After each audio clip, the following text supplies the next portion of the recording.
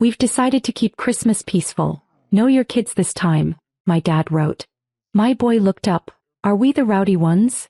I told him, you are ideal, baby. Then I shut off every card my family touches.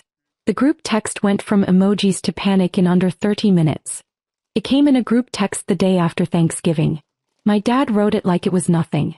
We've decided to keep Christmas peaceful this year. Know your kids this time. That was the whole message. No punctuation, no warmth. Just that cold sentence, tossed into the family group chat like it was a casual change of dinner plans. My son Zach was sitting next to me on the couch, playing with one of the early gifts I'd let him open. He's 7. He looked up when I went quiet and asked if we were the rowdy ones. I told him he was ideal, baby. Then I got up, walked into the kitchen and sat in the dark for about 10 minutes. It's not like I hadn't seen it coming. The signs had been piling up for years. My sister's kids were always excused when they knocked over a vase or screamed through dinner. My brother's twins could cry and throw food and be called spirited. But Zach, he was always too much. Too loud. Too messy. Too curious. He asked questions. He liked attention. He existed in a world where he thought he was loved. I used to make excuses for them. That they were tired. That they didn't mean it like that. That maybe I was just sensitive after the divorce. But this, telling him, that he wasn't welcome during the one holiday that was supposed to be about family, that was it. I didn't respond. Nobody else did either. Not at first. It was as if they all knew and had agreed silently behind my back. I scrolled back through the chat. My sister had sent a photo of her centerpiece a week ago and Dad commented perfect as always. My brother sent a video of his kids putting up ornaments. My mom replied with 5 heart emojis. There was nothing about us. No one had asked what Zach wanted this year. No one had even asked if we were coming. They had already written us out. By midnight I was done crying. By 1 a.m. I had a plan. They all depended on me more than they realized. I'm the one who helped my dad when he got locked out of his online banking. I'm the one who set up my mom's Apple Pay when she lost her wallet. I'm the one who filed my sister's taxes when she got audited. I'm the one who got my brother's dumb Etsy side hustle accepted for Shopify integration when he didn't know what a CSV file was. They didn't just rely on me. They trusted me with things they barely understood. By 2 a.m. I had signed into every single digital account I had ever created or recovered for them. Banking, PayPal, Shopify, iCloud, Venmo, credit monitoring, all of it. And I shut down. Not just logged out. Not just blocked. I triggered fraud alerts, I initiated security freezes, I reported irregular logins. I had passwords reset to a temporary account only I could access. I didn't take a cent. I just froze them. They woke up to chaos. At 8:17 a.m. the group text exploded. The first message came from my brother. Is anyone else locked out of everything? 3 minutes later my sister replied. What the hell is going on with my accounts? My cards are declining. I have a hair appointment in 20 minutes. Then my mom. Sharon, can you check your father's bank again? It says fraud alert. We're on hold with customer service but they said it could take days. I sipped my coffee and watched them spiral. No one had connected the dots yet. No one even mentioned me by name in a way that suggested suspicion. That's how invisible I'd become to them. Useful when needed, irrelevant otherwise. They didn't even realize I had disappeared from the group text completely. I left the chat around 3 a.m., right after setting a few last triggers into motion. By 9 a.m. my sister was texting me separately. Hey, super random. Any chance you can help me with my Wells Fargo? It's being so weird. At 9:06 my brother followed. Not sure if you're around but I think I messed something up on my shop page. All my payout links are broken. I didn't answer either of them. Zach came into the kitchen looking for waffles, completely unaware that I was currently overseeing the digital unraveling of every adult in his extended family. He still thought Christmas was about hot chocolate and music and that weird cinnamon candle my mom always insisted on lighting. He didn't know that people could use holidays as weapons. But I did. At 10:20 my mom called. I let it ring. Then she sent a voicemail and another text. We're all having major issues with our accounts. Your dad can't access anything and my credit card was flagged for fraud. Can you please call me? It's urgent. I didn't. Instead, I called Zach's school and asked to speak to the office about volunteer positions over the break. They were thrilled. I offered to help with the Christmas party. We were going to build gingerbread houses, decorate sugar cookies, the whole thing. I had already decided we weren't spending a single second of Christmas with people who couldn't recognize his worth. By lunchtime, the panic had shifted. My brother's Etsy store had been flagged for suspicious inventory. My sister's credit card had been temporarily disabled for unusual travel activity. She hadn't left the state in months. My dad was locked out of his online banking and was told he'd have to verify in person at a branch to get back in. The nearest one was 2 hours away and it was Black Friday weekend. At 2:17 p.m. the tone changed. Sharon, please call us. We're really confused and starting to think something is wrong. Wrong? Sure. Let's talk about wrong. Let's talk about how wrong it is to make a child feel like a disruption. Let's talk about how wrong it is to exclude one grandchild for the comfort of others. Let's talk about how wrong it is to pretend that silence isn't a decision. By 4:30 p.m. they started calling each other out in the chat I was no longer part of. I know because my sister, bless her panicked heart, accidentally forwarded me a screenshot instead of sending it to the group. My brother had accused her of downloading sketchy apps on their shared iPad. She told him to check his kids' Roblox downloads. My mom said this all felt targeted. My dad said nothing, but that was always his move. I texted her back one word, oops. Then I turned off my phone for the rest of the night. Saturday morning came quiet. Too quiet. I knew them well enough to guess what was happening behind the scenes. My sister was probably on her 4th angry call with customer service, trying to reset passwords she didn't even create. My brother was likely pacing around his apartment, watching his Shopify dashboard freeze every few seconds, realizing his weekend orders were lost. And my mom was most likely crying, not because of the financial mess, but because her family wasn't behaving like she thought they would. That's what happens when you build your piece on exclusion. It only takes one person stepping off script to ruin the whole production. At 11:41 a.m. my phone buzzed. A new number. No name. I answered anyway. There was a pause. Then my dad's voice came through. He didn't ask how I was. He didn't ask how Zach was. He asked if I'd done something to their accounts. I said no. He didn't believe me, but he didn't push. He just said they were going to the bank Monday and that it was probably some kind of breach. I said yeah, probably. Then he said something that made my stomach turn. He said this wasn't about excluding Zach, that it was about simplicity. I asked him if that's what they were calling rejection now. Simplicity. He didn't respond to that. After the call, I sat on the edge of the bathtub while Zach built a fort in the living room with couch cushions. I listened to him hum a Christmas song to himself. No stress. No confusion. Just joy. The kind I wasn't going to let them corrupt again. By Sunday things had shifted. The panic was morphing into something else, shame. That night I got a text from my mom. She said they'd talked things over, and decided they'd love for us to come to Christmas. That things were taken out of context, and they missed Zach's energy. I didn't respond. 10 minutes later, a photo of a stocking with Zach's name on it. Clearly new. Not even the same style as the others. Just a rushed attempt to stitch something back together. Then a message from my sister. We're all good now. Everything's reset. No more issues. You can undo whatever you did. I left it on read.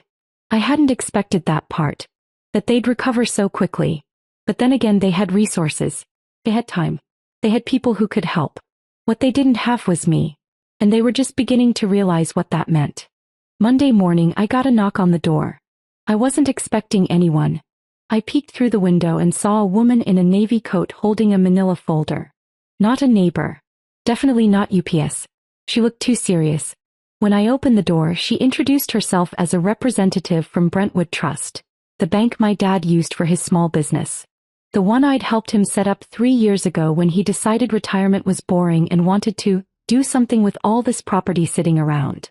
She asked if I had a moment to speak. I almost said no. But then Zach ran past me with a foam sword and I stepped outside, closed the door behind me and told her to make it quick.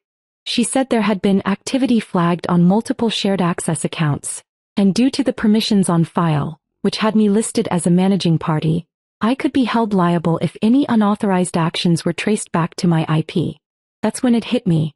I hadn't just locked them out of their little bank apps and shopping carts. I'd accidentally stepped on a landmine, the property fund. Years ago, my dad added me as a co-manager to help him file quarterly reports for tax purposes. It was one of those things he thought was a favor. But in legal terms, I wasn't just someone with access. I was someone with authority. And when I triggered the security freeze, I had unknowingly paused everything. Rental income distribution, maintenance payments, even a pending real estate deal he had with my uncle. I played dumb. Told her I didn't know anything about it. She handed me a folder and said I should get legal advice because if there was a breach of fiduciary duty, I could be subpoenaed. I smiled and thanked her. But inside something clicked. This wasn't just revenge anymore. This wasn't about making them uncomfortable. This was about power. And the thing about power is once you feel it, really feel it, it's hard to go back. I went back inside and opened the folder. She'd left her card. There was a list of flagged transactions, most of which I recognized.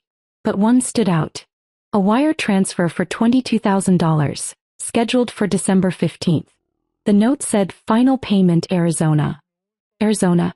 I Googled the name of the recipient. It was a private rehab facility. Sure. The kind where they don't even list prices online. Then I remembered. My cousin Katie. My aunt's daughter. The one who was taking time away from school. The one no one talked about anymore. I hadn't seen her since she tried to crash Thanksgiving 2 years ago and showed up crying in the driveway. They told me she was unstable. That she'd relapsed again. That she needed tough love. And now here they were, secretly paying for her recovery while telling my son he was too much for Christmas. I checked the transfer again. It wasn't coming from my dad's personal funds.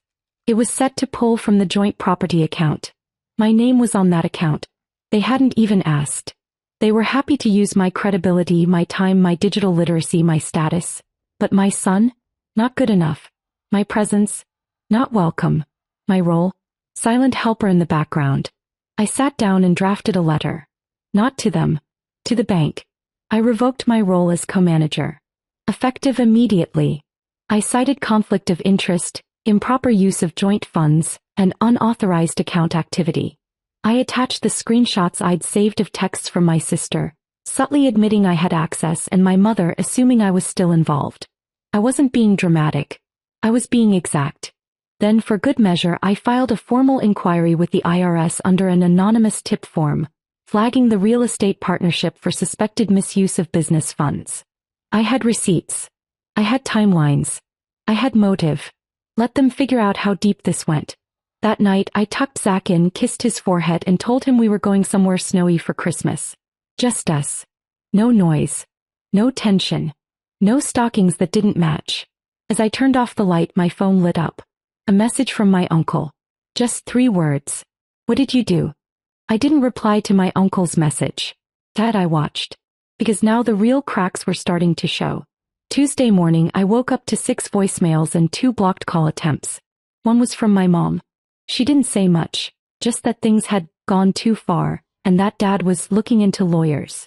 The rest were just fragments of chaos. My brother yelling in the background. My sister crying. Someone, I think my dad, saying the words account seizure.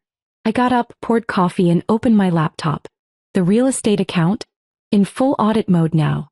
I had received confirmation from Brentwood Trust. My resignation as co-manager had triggered an automatic review of recent transactions. And the IRS? They had auto-responded with a case number and a notification that the information had been forwarded to the appropriate division. This wasn't some petty digital revenge anymore. This was paperwork. This was legal. This was traceable. And the best part? I hadn't broken a single law. Every move I'd made had been within my rights. Every button I pushed had been one they gave me the power to press. That afternoon, I got a text from Katie, the cousin they all tried to erase. She said, "Hey, I heard what you did. I just wanted to say thank you. I wasn't supposed to know where the money came from, but I found out. They were doing it to keep me quiet. And to make themselves look good. Not for me." Then she said something that stopped me cold. "Also, I'm not in Arizona. I left 3 weeks ago. I told them. They didn't care. They just wanted the receipt. They had paid $22,000 for a story. Not for recovery. Not for help. Just so they could say we tried. So they could still look good at church, still talk about how hard parenting is, still throw around words like grace and forgiveness without actually understanding either one." Zach was on the floor with his Legos building a spaceship. He asked if I could help with the engines. I sat down and handed him a red block. We talked about nothing for 20 minutes. I didn't look at my phone once, but I did see the notifications piling up. Voicemail from a law office in Fairfield. Another text from my uncle. And then one from my dad. We need to meet. This has gone too far. You're putting everything in jeopardy, including your own future. Think about Zach. That one hit a nerve. I stared at it for a long time. Then I typed a reply and deleted it. Typed it again. Deleted it. Finally, I sent one sentence. The only one who thought about Zach was me. No answer. Later that night, someone rang the doorbell. I didn't move. Another ring. Then pounding. Then silence. When I checked the camera feed on my phone, it was my sister. Standing there, arms crossed, her eyes red, clutching a bag like she was ready to cry or scream, maybe both. She stood there for 10 minutes. Then she left the bag on the porch and walked back to her car. I waited a while. Then opened the door. Inside the bag. A wrapped present, a note in her handwriting, and something that looked like a printed screenshot. The note just said, "I didn't know. I thought you were overreacting. I was wrong." I opened the paper. It was a screen cap of our old group chat. A message I hadn't seen before. From my dad. "Let's keep it small this year. Just the calm kids. Sharon's boy is a handful. I need peace. We've earned it." The timestamp was 2 days before Thanksgiving. I stood in the doorway holding the bag my sister left. Wind was picking up, house was quiet, Zach asleep. Inside the bag, a wrapped present, a short note, and a printed screenshot. The note said, "I didn't know. I thought you were overreacting. I was wrong." The screenshot hit harder. A message from my dad sent 2 days before Thanksgiving. "Let's keep it small this year. Just the calm kids. Sharon's boy is a handful. I need peace. We've earned it." No one had pushed back. No one said a word. That silence told me everything. I moved quickly after that. Removed Dad as Zach's emergency contact. Closed the Dropbox folder where I'd stored every family photo. Deleted everything. Locked down my credit. And then I filed to dissolve the Brentwood property business. I had the right. 51% authority, thanks to the trust they'd handed over and forgotten about. Forced an audit. Froze their assets. The next day my dad emailed. Long, emotional, full of "let's fix this and bring Zach home for Christmas." I replied with one sentence. "We're spending Christmas somewhere people are happy to see us." Then I shut the laptop. We left that Friday for Vermont. Just me and Zach. A small cabin, snow falling, waffles on the stove. No questions about why Grandma didn't call. No tension. Just peace. The day after Christmas, I got a text from my cousin Katie. "Your dad came to see me. Asked me to talk to you. Said he'd pay for treatment if I got you to back off." Then she wrote, "I told him you already saved me. That was the last message I needed. They didn't just lose me. They lost the version of me that kept making it easy for them."